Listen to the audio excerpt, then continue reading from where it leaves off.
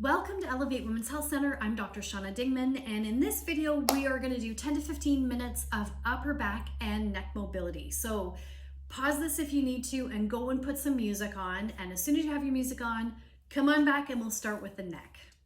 So the first thing you're going to do is draw circles with your chin. So bring your chin down toward one of your shoulders and then sweep it around almost in a circular motion up toward the right shoulder so your nose is looking up toward the ceiling. And then sweep it back down and do the same thing on the other side. So you're bringing your nose up toward the ceiling on the other side. And we're going to do this for 6 to 8 passes. When I do it, I hear lots of creaking and crunching in my neck. That's kind of normal. I'm in my 50s now, so I don't expect it to be a smooth pass. And we're just getting the joints moving. Okay, the next thing we're gonna do are called scapular circles. So your scapula are the shoulder blades.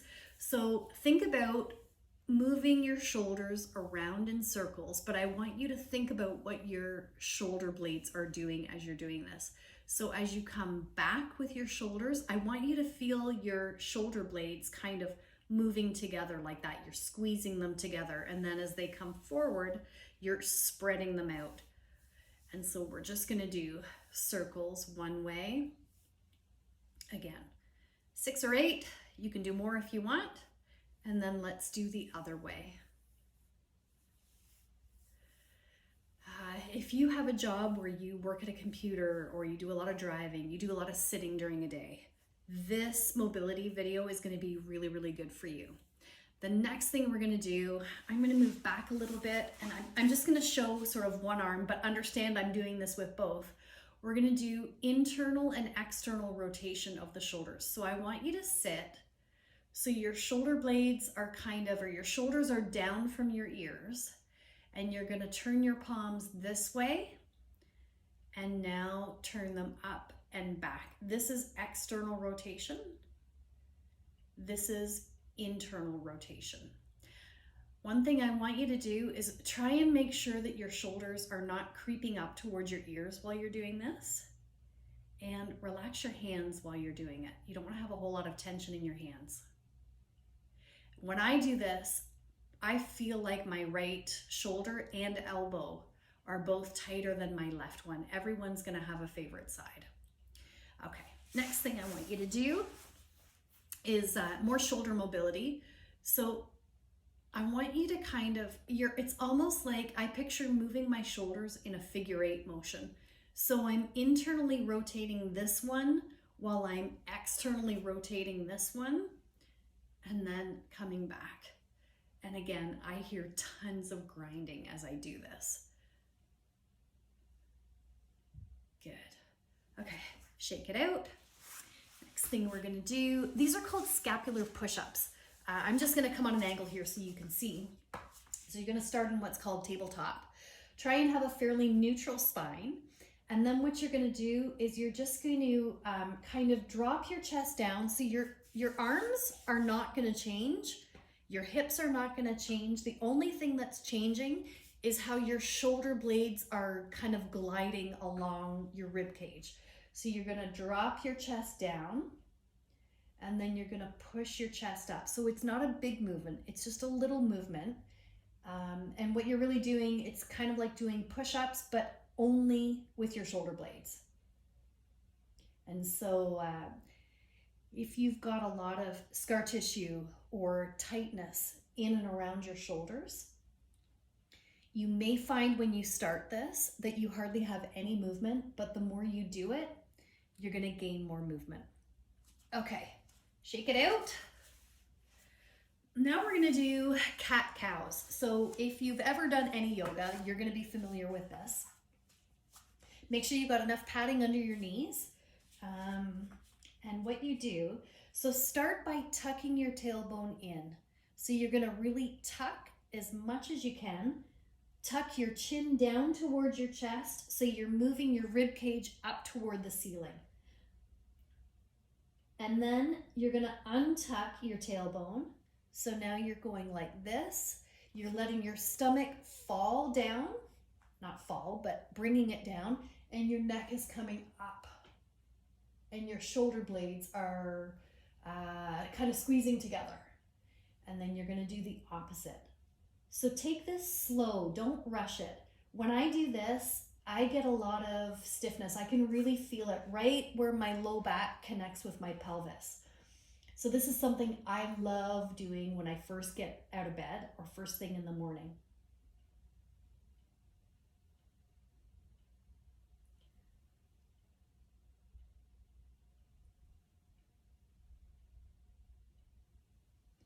And one more.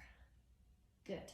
Now, while you're in this position, the next thing I want you to do is basically making circles with your sacrum. So I'm going to move a little bit forward. So what you're going to do is move your sacrum. You're kind of moving your pelvis around in a circle. Think of it almost like a belly dancer. And I want you to take this really slowly. I have some parts of my pelvis, as I move it around, I can almost feel like it's sticking. So just make sure you don't rush through those parts. You want to allow the soft tissues of your low back and your pelvis to unwind and to unstick themselves. And then when you go one way, make sure you do it the other way. So if you did 10 circles one way, do 10 circles in the opposite direction. Like I said, don't rush it. Take it slow and try to keep the motion just in your sacrum, you're not moving your knees and your whole bottom end that way. Okay. Whew. Take a breath, shake it out a little bit. Okay, let's try some hip articulations. So this is really good for working on hips, which are this part here of your leg. So where your leg comes in and attaches into your pelvis. So what I want you to do is make sure you're nice and solid on all fours. I start by putting my leg up. So I'm going to move a little forward so you can see. Bring your leg up, and now you want to bring your knee around in a circle. So again, try to make sure that the movement is only in your hip. It's not in your shoulders. It's not in your arms. You're not moving your spine all around while you're doing it. You're going one way, and then you're going to go the other way.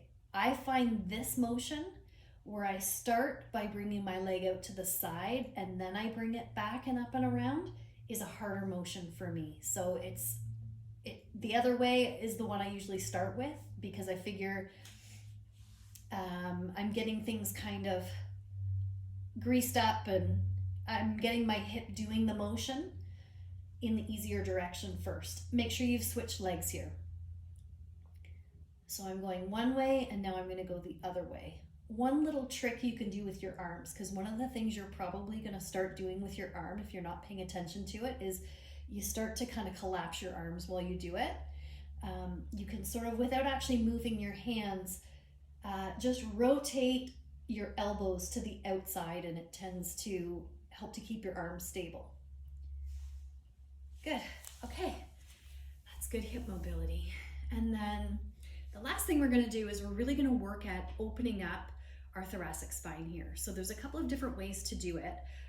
One of the ways I love is to come down on all fours. So I've got my right hand, I'm putting my right hand behind my head.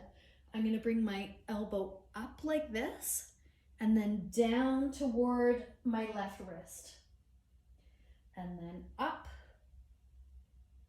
and then down toward my left wrist. And you can do that 4 or 5 times. You don't have a lot of rotation in your upper back. So don't worry if when you do this, you're not actually moving very much. You're not really meant to. And then make sure you switch up and you do the other side. So left side goes up and then coming down toward the right.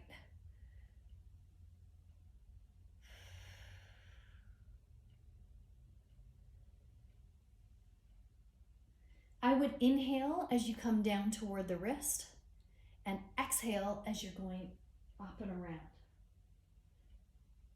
and down again. And the last thing we're going to finish off doing is still working on that thoracic spine.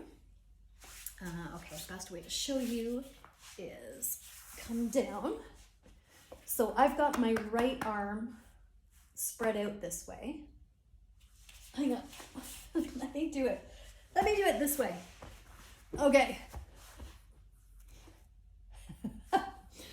So if you bring an arm out this way, you're gonna bring one knee this way. So I've got my arm and my knee on the same side. This arm is teed out this way. And then what you're gonna do is you're gonna bring your arm over and back. And now do the other side, over and back. This is actually the way it works better.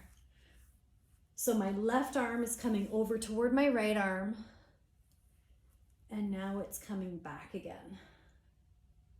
And then we're gonna switch and do the other way. So now I've got my knees over to the left side. So my right knee is on top of my left knee. They're both facing the left. And I've got my right arm coming over and coming back again. Don't forget that because of your rib cage, there's not a lot of twist in your upper back. The main thing is just getting as much motion as you can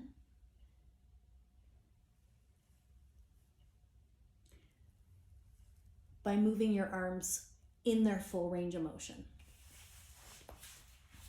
So there's a few exercises you can do every single day to help increase the stretch and the flexibility and the pliability of everything from your neck down to your shoulders and your rib cage. And like I said, I think this is something we can all use, in particular if we do a lot of office work, a lot of sitting work, lots of people coming in all the time with tight shoulders, rolled in, head forward, and this is one way to open it up.